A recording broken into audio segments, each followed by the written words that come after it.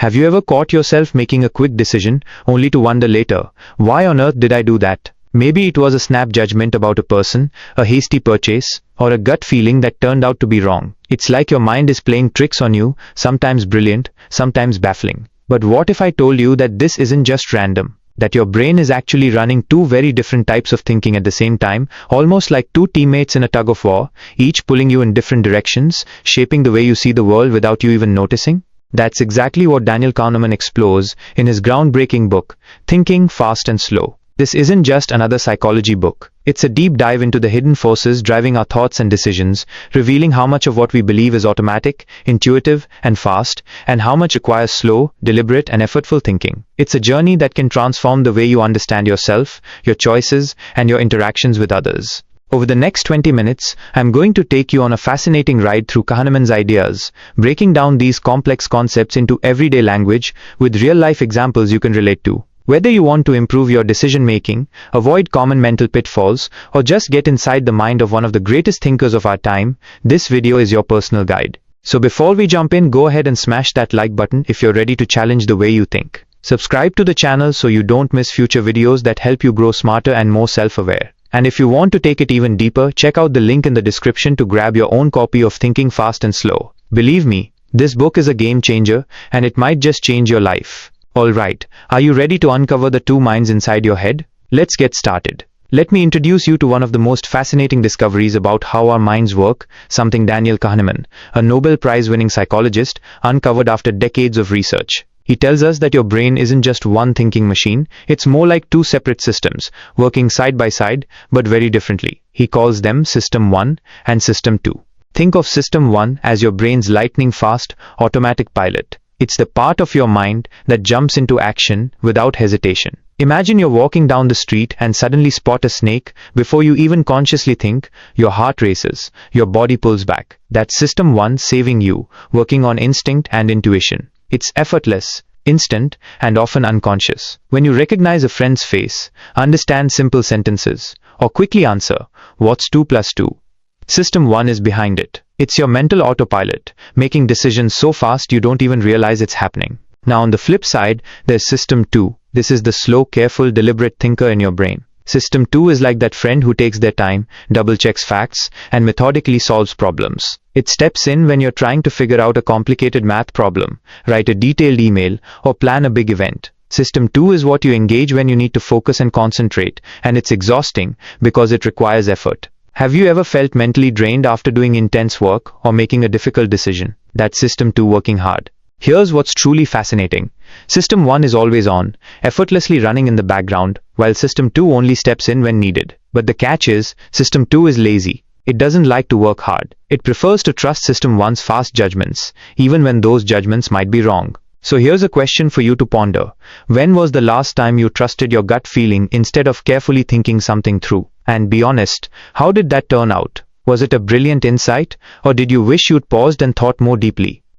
Understanding these two systems is the first step in learning how to make better decisions, avoid mental traps, and become more aware of the invisible forces guiding your thoughts. It's like meeting your mind's two halves for the very first time and realizing they don't always agree. Now that you know about these two systems in your brain, System 1 and System 2, let's explore the dynamic and sometimes tense relationship between them. Daniel Kahneman calls it a kind of battle or tug of war, and understanding this struggle is key to unlocking better thinking. System 1 is lightning fast. It's efficient, it's automatic, and it's always running behind the scenes, making split-second judgments based on patterns, instincts, and experience. But here's the catch: the speed comes at a price. System 1 can be prone to errors, biases, and illusions. Because it relies on shortcuts, called heuristics, it sometimes jumps to conclusions too quickly, making mistakes without your conscious awareness. System 2, on the other hand, is your brain's slow and steady thinker. It's more logical, more careful, and better at analyzing complex problems. But, and this is important,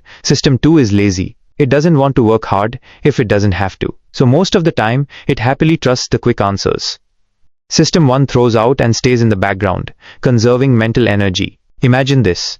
You're driving home from work, down a familiar street you've traveled 1,000 times. You're not really paying attention. System 1 is at the wheel, effortlessly handling the turns, the speed, and the traffic lights. Suddenly you hit a roadblock or a detour sign that forces you to change course. Now your brain has to switch gears. System 2 wakes up from its relaxed state and takes control. It starts carefully thinking, evaluating new routes, and making deliberate decisions. The problem is, most of the time System 2 is snoozing because it's tiring to stay alert. It's perfectly happy trusting System 1's fast, but sometimes flawed judgments. This partnership, fast, intuitive thinking paired with slow, deliberate thinking is powerful. It helps us get through life efficiently. But it's also dangerous because it means many of our mistakes come not from stupidity, but from over-relying on System 1 and underusing System 2. Think about it. How many times have you made a snap decision that seemed fine at the moment, but later you realized it was a bad call? That's System 1 taking the lead without System 2 double-checking the answer. Here's the key insight Kahneman wants us to understand. Most errors in judgment don't happen because we're dumb. They happen because our fast thinking is biased and our slow thinking is lazy. So the real challenge and opportunity is learning when to wake up. System 2, slow down your thinking and give your brain the mental workout it needs to catch those quick mistakes before they become costly. If you stop now, you'll miss the most powerful insight of the entire book, how you can actually train yourself to catch these automatic errors and make wiser choices. Trust me, this is where the real transformation begins. Now let's dive into one of the most fascinating and sneaky tricks your brain plays on you. It's called the anchoring effect. And once you understand it, you'll start noticing it everywhere. Here's a simple example Kahneman shares. Imagine someone asks you a question. Is the population of Turkey more or less than 50 million? And right after that, they ask, what do you think the actual population is? Even if you don't know anything about Turkey's population, your brain immediately latches onto that first number 50 million. That number acts like an anchor, a mental starting point that pulls your estimate closer to it. So instead of guessing wildly, your brain adjusts up or down from that anchor. What's wild about this is how unconscious this effect is. You might think your estimate is independent and objective, but in reality, that first number planted itself firmly in your mind without you realizing it. Now this might sound like a neat little psychological trick, but it has enormous real-world consequences. Think about negotiating a salary, buying a car, or shopping for a house. The first price you hear, whether it's the list price or an initial offer, anchors your expectations. You might end up paying more or settling for less, just because that first number set the tone for your thinking. Here's something to think about. Have you ever found yourself anchored to a number in everyday life? Maybe it was the first price you saw on a product, the first opinion someone gave you about a decision, or the first estimate you heard about a project deadline. Suddenly your thinking isn't as free as you thought, it's subtly pulled in a certain direction. This is exactly why Kahneman's work is so important. By recognizing the power of anchoring, you gain the ability to pause and question those initial numbers. You start to see when your mind is being nudged, even manipulated, and you can take back control.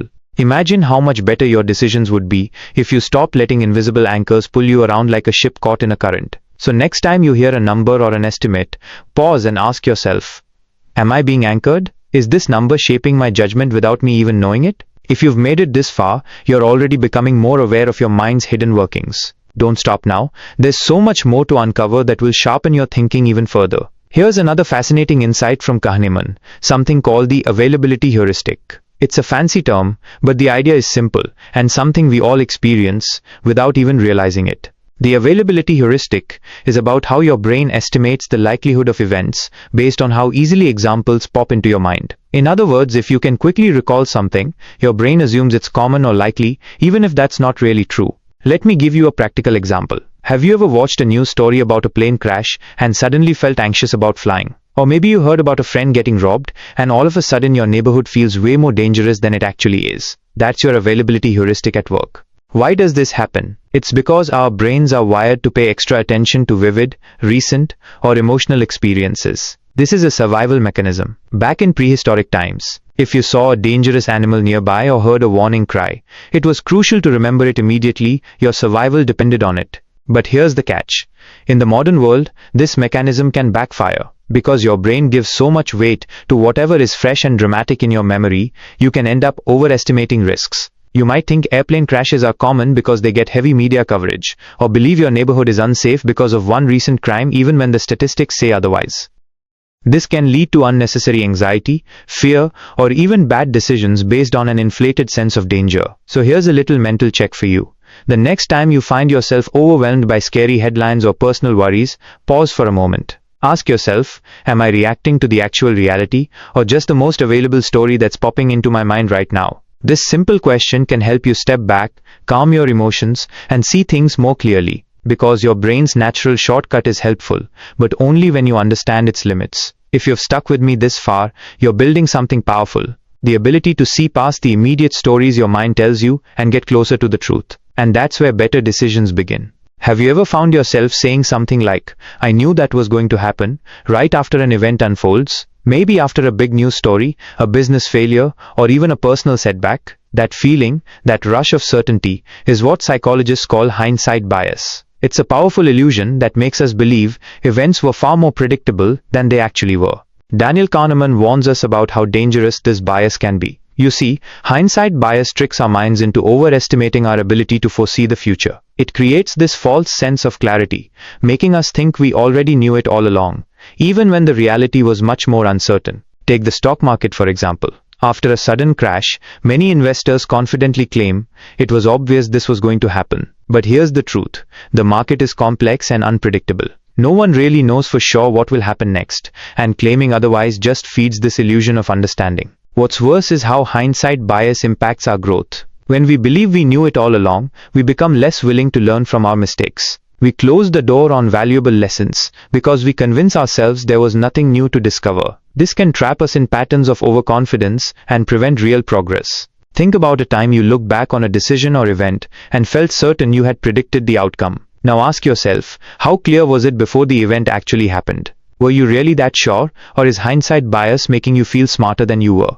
Recognizing this illusion is crucial because it opens the door to humility and curiosity. When you admit, "I didn't know for sure," you become open to learning, adapting, and making wiser choices in the future. So the next time you find yourself claiming you knew it all along, pause and remind yourself that life is full of uncertainty. Embrace the unknown, and give yourself permission to learn from every twist and turn. If you've made it this far, you're developing a mindset that sees beyond easy answers. And that, my friend, is a huge step toward thinking smarter and living wiser. Building on what we just talked about, the illusion of understanding and hindsight bias, there's another mind trick Kahneman highlights that's equally sneaky and, honestly, pretty dangerous: overconfidence. After all, if hindsight bias convinces us we knew it all along, overconfidence takes it a step further by making us believe we know more than we actually do. It's that strong feeling inside us, the certainty, the absolute belief that our knowledge or predictions are spot on.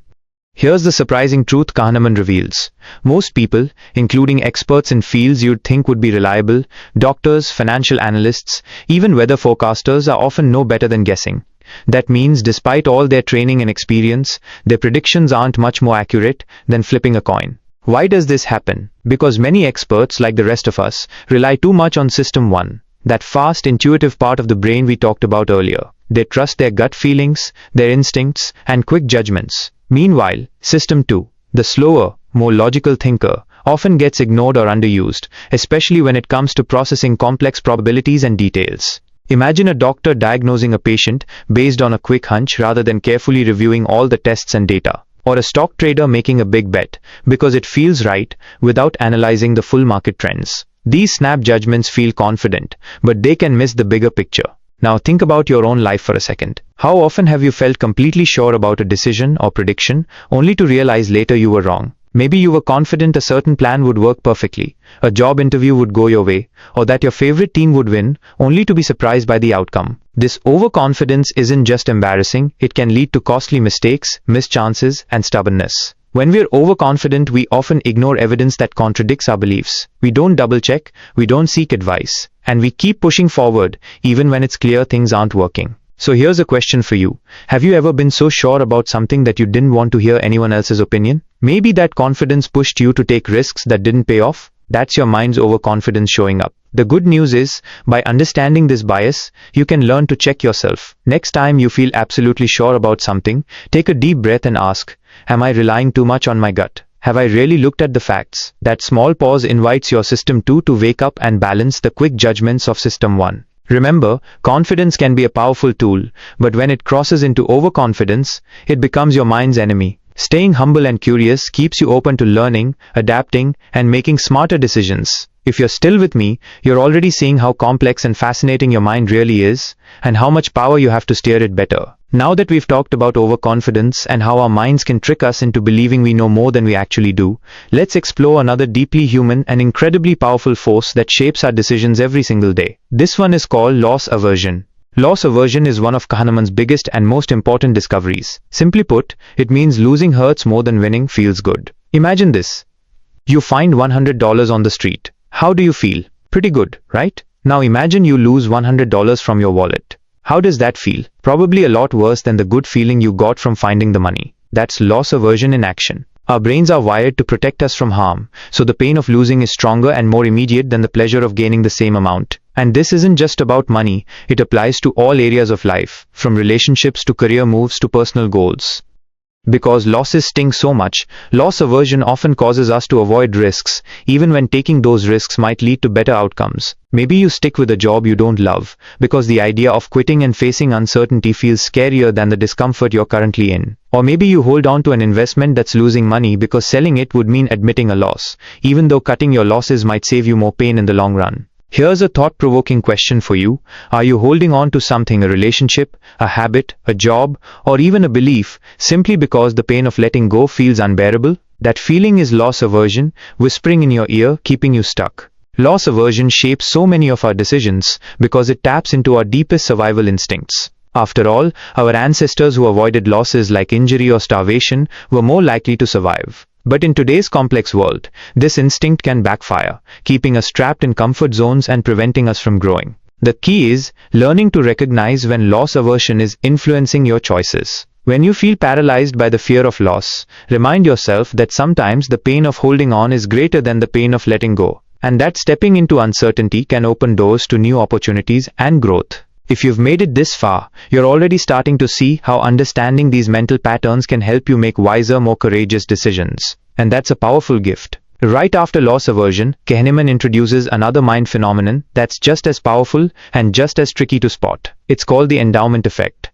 And it's closely linked to that fear of loss we just talked about. The endowment effect means that simply owning something makes us value it much more than if we didn't own it. Sounds familiar? Think about that old guitar in your closet, or those shoes you never wear but can't seem to part with. How many times have you tried to sell something and found yourself asking for a price way higher than what others seem willing to pay? That's your mind falling into the endowment effect trap. Why does this happen? It's all about how our brains protect us from loss. When we own something, giving it up feels like a loss. And remember, losses hurt more than gains feel good. So we end up valuing what we have more, because letting it go feels painful.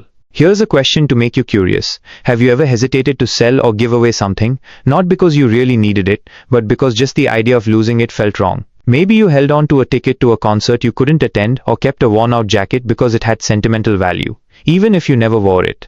Kahneman shows that this bias distorts our decisions every day. It makes us irrational about what we keep and what we let go. Instead of making choices based on what's truly valuable or useful, we cling to possessions just because they're ours. This effect goes beyond physical things too. It can happen with ideas, habits, or even relationships. Sometimes we hold on, not because something is good for us, but because we feel ownership over it, making it harder to move on or change. Now imagine the freedom you'd feel if you could recognize this bias in yourself. How different would your choices be if you stopped overvaluing what you own simply because it's yours? Could you let go of the things holding you back, whether that's clutter in your home, outdated beliefs, or unhelpful patterns? If you've made it this far, congratulations. You're developing a sharper awareness of how your mind can quietly influence your decisions. And this awareness is the first step toward breaking free and making choices that truly serve you. Let's shift gears a bit and talk about something that sneaks into our decisions, in a way most of us don't even notice: the framing effect. It's one of those mind tricks that's so subtle, yet so powerful, that it can completely change how we see the same situations. Picture this. A doctor tells you there's a 90% survival rate for a surgery. Now imagine another doctor saying there's a 10% mortality rate for the exact same procedure. Both statements mean exactly the same thing, but which one feels better to hear? Most people would feel much more optimistic hearing the 90% survival figure. The positive framing makes you feel hope and confidence. But the 10% mortality framing instantly triggers fear and doubt. This is the framing effect in action. The way information is presented changes our reactions and choices, even when the facts haven't changed a bit. Marketers know this well. Ever notice how a sale says save 20% instead of pay 80%? Politicians might frame policies in terms of what we gain rather than what we lose. Negotiators use framing to make offers seem more appealing or to steer you toward a particular decision. Kahneman warns us to be alert and question how information is framed, because it shapes our choices more than we realize. When you hear or see something, ask yourself, is this the whole picture? Could this be presented differently? Am I reacting to the framing or the facts? For example, when making big decisions, whether it's about health, money, or relationships, pause and try to reframe the information yourself. Look at it from different angles. Flip it around. This helps wake up your system too, the slower, more logical part of your brain that's less influenced by emotional framing. Here's a quick challenge. Next time you're faced with a choice, notice how it's being presented. Does the way it's framed make you lean toward a quick yes or no? Can you step back and think about the facts without the emotional spin? If you can do that, you'll start making decisions that are more aligned with reality, not just your first emotional reaction. Keep this in mind, because this insight might just save you from falling for subtle manipulations, and it will definitely sharpen your decision-making skills. If you've made it this far, you're doing something amazing.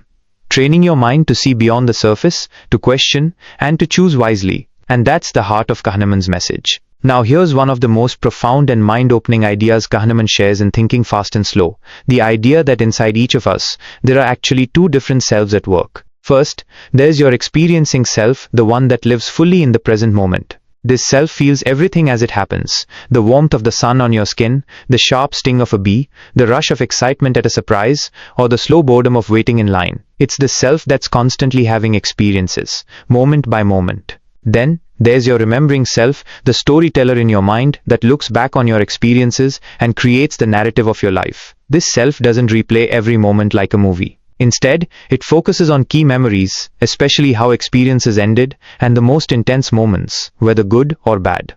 Here's the catch: these two selves don't always agree. The remembering self can distort reality because it gives more weight to the peak moments and the ending. So for example, if you went on a vacation that had some stressful days, a few amazing adventures, and ended on a high note with a breathtaking sunset, your remembering self might say, "That was a fantastic trip," even though your experiencing self lived through the ups and downs. Think about how this affects the way you make decisions. When you plan your future, whether it's a vacation, a new job, or even a social event, you're often making choices based on your remembering self's story, not your experiencing self's moment-to-moment reality. This explains why sometimes we choose things that don't actually make us happy in the present, because we're chasing a memory or a story about what we think we'll feel. Here's a question for you.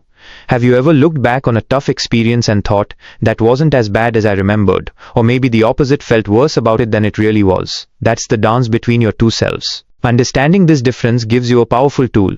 You can start to notice when your remembering self is shaping your decisions and pause to check in with your experiencing self. Are you chasing memories or feelings that truly serve you now? Or are you letting your past stories control your future choices? This insight helps explain why happiness and satisfaction are often more complicated than they seem. It's not just about what happens, but how we remember what happens. If you're still with me, congratulations. You're beginning to see how beautifully complex your mind is and how much power you hold to shape your own happiness. By now you might be thinking, wow, our minds are full of traps and biases. So how on earth do I avoid falling into these pitfalls and actually improve my thinking? That's the golden question Daniel Kahneman tackles toward the end of Thinking Fast and Slow, and the answer is surprisingly practical.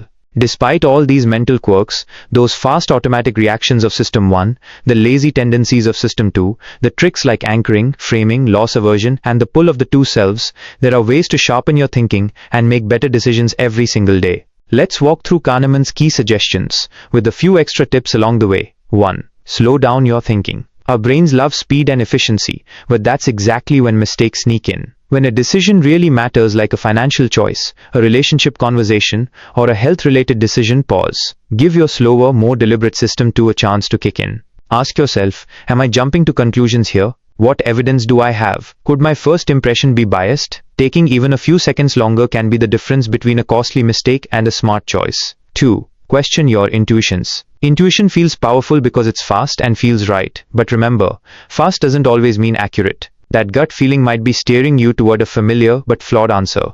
Whenever possible, test your intuitions. Look for facts, seek out other perspectives, and be willing to challenge what feels obviously true. This simple habit keeps your mind open and your decisions sharper. 3. Be aware of framing and anchoring. As we saw earlier, the way information is presented can sneakily influence your choices. Try to catch framing effects by deliberately reframing situations in your own words. What happens if you flip a 90% survival rate to a 10% mortality rate in your mind? Does your feeling change? And beware of anchoring those initial numbers or ideas that stick in your mind and pull your judgment. When negotiating, shopping, or deciding, ask yourself, is this number just an anchor, or is it based on real evidence? 4. Accept uncertainty. The world is messy and unpredictable. Kahneman reminds us that overconfidence, the belief that we know more than we do, is one of the biggest traps. So embrace uncertainty. When you make predictions or plans, give yourself room for error. Consider worst-case scenarios and remain humble about what you really know. This mindset helps you stay flexible and less prone to disappointment. 5. Learn from mistakes. Finally, mistakes aren't failures, they're learning opportunities, but only if you approach them with an open mind. Avoid the hindsight bias trap that tricks you into thinking you knew it all along. Instead, honestly review what went wrong and why. What signals did you miss? What biases might have influenced your thinking? By doing this, you train your mind to spot similar patterns in the future, making smarter choices over time. Bonus tip: practice mindfulness and reflection. Though Kahneman doesn't focus on this directly, being mindful, paying attention to your thoughts and emotions without judgment, can help you notice when your mind is rushing or biased. Reflection, journaling, or even talking through decisions with someone you trust can slow your thinking and reveal hidden assumptions. So what does this all add up to? It means you don't have to be a genius to think better. You just need awareness and simple habits to pause, question, and reflect. And the good news? The more you practice, the easier it gets. If you've stuck with me this far, you've already taken the first steps on a powerful journey, one toward mastering your mind and making wiser, more fulfilling choices. Before we wrap up, here's a quick question for you. What's one area in your life where you think slowing down and questioning your intuition could make the biggest difference? As we come to the close of this journey through thinking fast and slow, take a moment to reflect on something truly powerful. Your mind is your greatest asset, but only when you understand how it works. Daniel Kahneman's brilliant exploration of the two systems of thinking, along with the many cognitive biases that subtly influence every choice you make, isn't just academic knowledge. It's a mirror held up to your own mind, showing you the light and shadows that shape your decisions, your feelings, and ultimately, your life. You now know that your brain is a complex team with the quick, intuitive system 1 and the slower, deliberate system 2, constantly working, sometimes clashing, but always guiding you through the world. Understanding these systems gives you the power to master your mind, rather than being mastered by it. It's like learning the rules of a game you've been playing all your life without a manual. Suddenly, you see the plays you never noticed, the traps you kept falling into, and how to make smarter moves going forward. If you've made it this far, congratulations. You've unlocked the very first step toward clearer thinking, wiser decisions, and a richer, more mindful life. That's no small feat. But here's the thing. This is just the beginning. Don't let this video be the end of your exploration. If it's helped you understand yourself better, please hit that like button. Subscribe to the channel for more insights that empower your mind and your life. And most importantly, grab your own copy of Thinking Fast and Slow from the link in the description below. Dive deep into Kahneman's wisdom yourself. The book is packed with lessons that can transform how you think, decide, and interact with the world. Because your mind is your most valuable tool, and it deserves your care and attention.